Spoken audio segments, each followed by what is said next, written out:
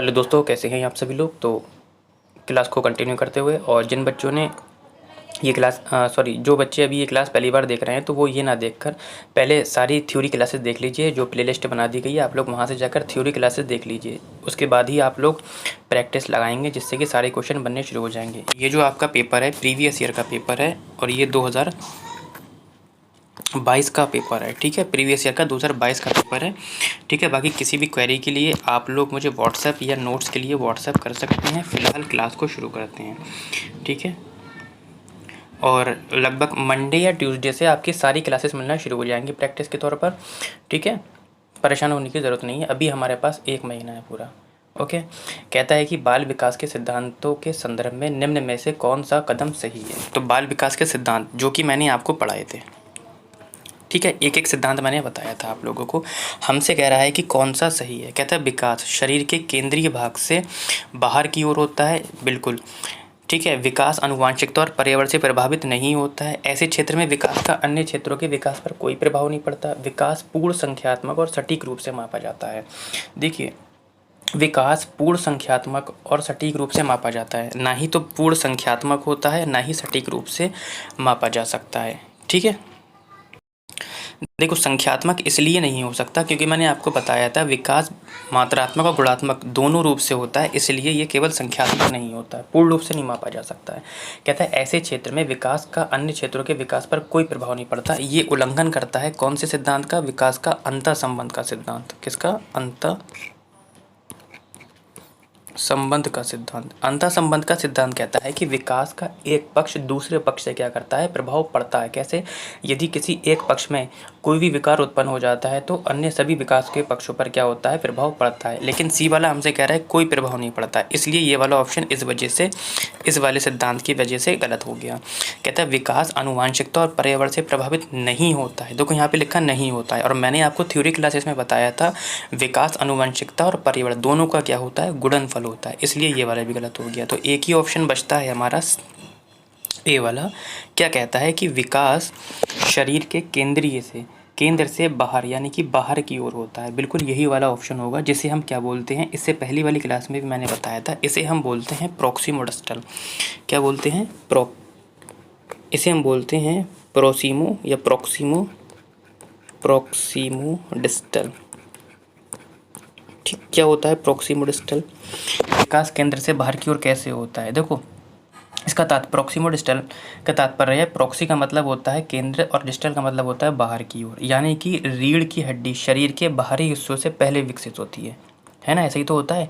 और बच्चे की जो भुजाएं होती हैं हाथों से पहले हो जाती हैं, तथा हाथों और पैरों का विकास उनकी उंगलियों से पहले हो जाता है। इसे ही हम क्या बोलते हैं? विकास का प्रॉक्सिमो डिस्टल सिद्धांत, यानी कि केंद्र से बाहर की ओर का सिद्धांत। ठीक है, क्लियर हो गया? आगे बढ़ते हैं।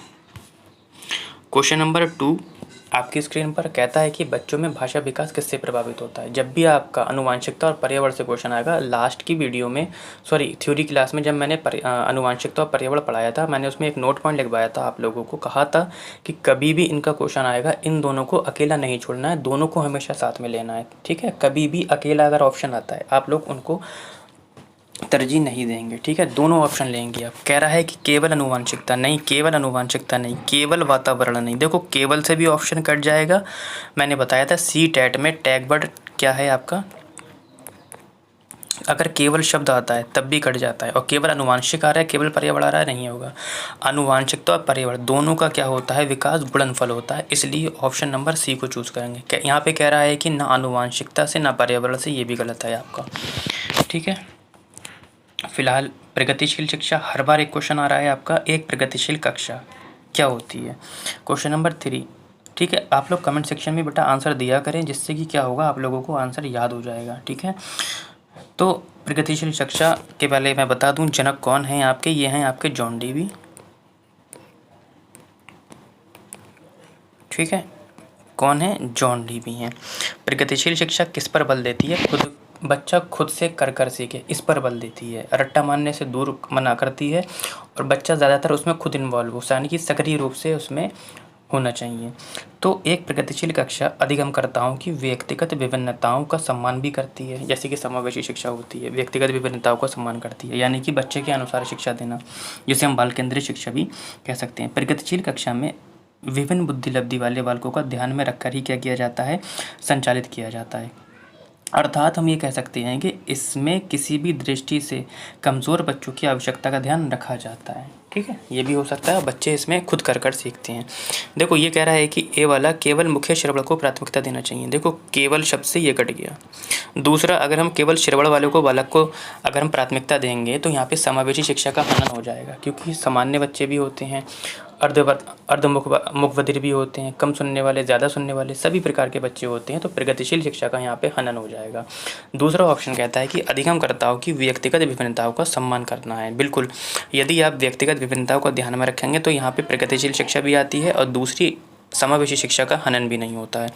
अंक उन्मुक्त होना चाहिए। तो सीटेट में अंक पर ध्यान नहीं दिया जाता है। अधिगम के व्यवहारवादी सिद्धांतों पर निर्धारित होती है, नहीं, सिद्धांतों पर निर्धारित नहीं होती है प्रगतिशील शिक्षा। ठीक है, फिर से आपका लॉरेंस कोहलर से एक क्वेश्चन डिटेल में मैंने आपको पढ़ाया था, 3-4 क्लासेस हुई थी इसकी, आप लोग प्लेलिस्ट में से जाकर देख लेंगे।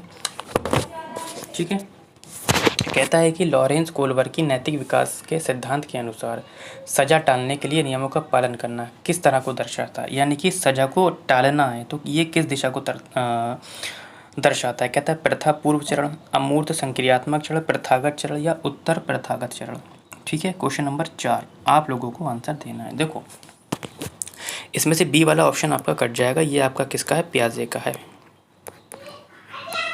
ठीक है, देखिए ये वाली आपकी पहली अवस्था है, ये दूसरी अवस्था है और ये आपकी तीसरी अवस्था। पहली अवस्था आपकी 3 से 10 वर्ष तक चलती है, दूसरी अवस्था जो है आपकी 10 से 13 वर्ष तक चलती है और तीसरी अवस्था आपकी 13 से 16 वर्ष तक चलती है। ये तो आपकी वर्ष हो गए। फिलहाल प्रथम या प्रथा पूर्व चरण, जिसे हम पूर्व पारंपरिक, पूर्व नैतिक या पूर्व रूढ़िवादी अवस्था कहते हैं, इसको क्या है, इसको 2 भागों में बांट देते हैं। ठीक, एक तरफ हम रखते हैं स्वार्थी बच्चा,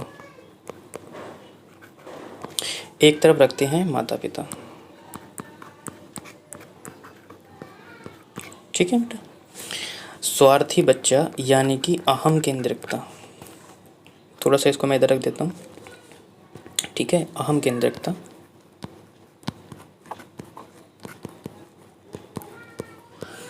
अहम केंद्रिकता या इधर आ जाता है आपका दंड एवं आज्ञा पालन, दंड एवं आज्ञा पालन। ठीक है, देखो एक तरफ स्वार्थी बच्चा होता है, अहम केंद्रिकता यानी कि स्वार्थी बच्चा, यानी कि सारे खिलौने मुझे दे दो,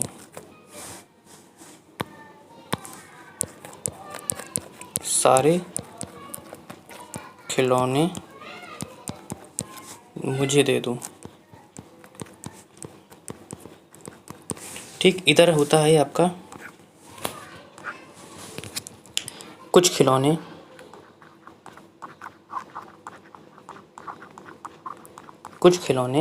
किसको दे दो, छोटे भाई को दे दो,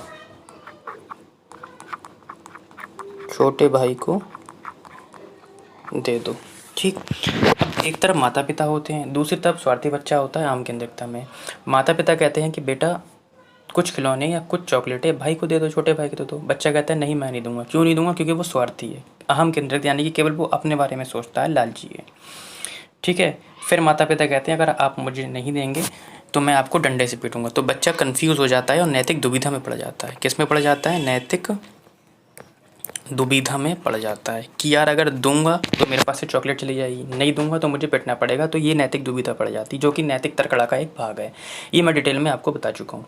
ठीक है, तो यहाँ पे बच्चा किस में पड़ जाता है, कन्फ्यूज़न में पड़ जाता है, नैतिक दुविधा में पड़ जाता है कि दूं या ना दूं।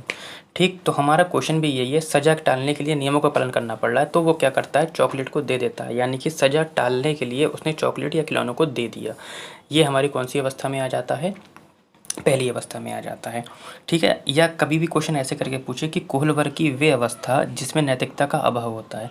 देखो पूर्व पारंपरिक नैतिक अवस्था है ना, तो पूर्व यानी कि नैतिकता से पूर्व का समय, यानी कि नैतिकता नहीं होगी तो पहली अवस्था में आ जाएगी। कोहलवर की वे अवस्था जिसमें नैतिकता बाहर से आती है। देखो नैतिकता बाहर से तो आ रही है ना, दंड के बाद दंड देंगे पापा या मम्मी तभी तो बच्चा सुधरेगा, यानी कि चॉकलेट दे देगा छोटे भाई को। तो दंड कहाँ से आ रहा है? बाहर से आ रहा है। पहली अवस्था कहलाई जाएगी। कोहलवर की वे अवस्था या नैतिकता जो दंड से निर्धारित होती है पहली अवस्था, जैसे कि अभी दंड से निर्धारित किया गया। ठीक है, तो फिलहाल जो हमारा उत्तर होगा वो क्या होगा? पहला वाला होगा। ठीक है, पूर्व नैतिक अवस्था हो जाएगी। ठीक है, डिटेल में पढ़ने के लिए आप लोग प्लेलिस्ट में से जाके देख लेंगे। दूसरा क्वेश्चन है आपका कि अधिगम संकल्पों को सुसाध्य करने के लिए एक अध्यापिका को ऐसे तरीके उपयोग करना चाहिए। कैसे प्रयोग किए? यानी कि अधिगम संकल्पनाओं या संकल्पों को सुसाध्य करने के लिए एक अध्यापिका को ऐसे तरीके प्रयोग करने चाहिए। ठीक है, बाकी आप लोग क्वेश्चन नंबर 5 का उत्तर दीजिए। क्या रहा? जो संकल्पों का प्रकटीकरण जटिलता से सरलता की ओर हो। देखो कोई भी, मैंने आपको नियम पढ़ाए थे, सरल से जटिल की ओर होना चाहिए, ना कि कठिन से सरल की ओर होना चाहिए। यानी कि पहले बच्चों को सरल चीज़ें सिखाई जाएंगी, फिर कठिन चीज़ें सिखाई जाएंगी। पहले अमूर्त के माध्यम से सिखाया जाएगा, फिर धीरे धीरे उसे मूर्त के माध्यम से सिखाया जाएगा, फिर धीरे धीरे उसे अमूर्त के माध्यम से ले लिया जाएगा। या कि किसी को हम क्या सिखाते हैं? पहले वर्णमाला सिखाते हैं। ठीक है, वर्णमाला सिखाने के बाद 2 अक्षर सिखाते हैं, फिर 3 अक्षर सिखाते हैं, फिर 4 अक्षर सिखाते हैं, फिर मात्राएं सिखाते हैं। तो सरल से जटिल की ओर जाते हैं। ये ऑप्शन हमारा उल्टा है, इसलिए ये गलत हो जाएगा। ठीक है, जो अपसारी चिंतन को प्राथमिकता दे।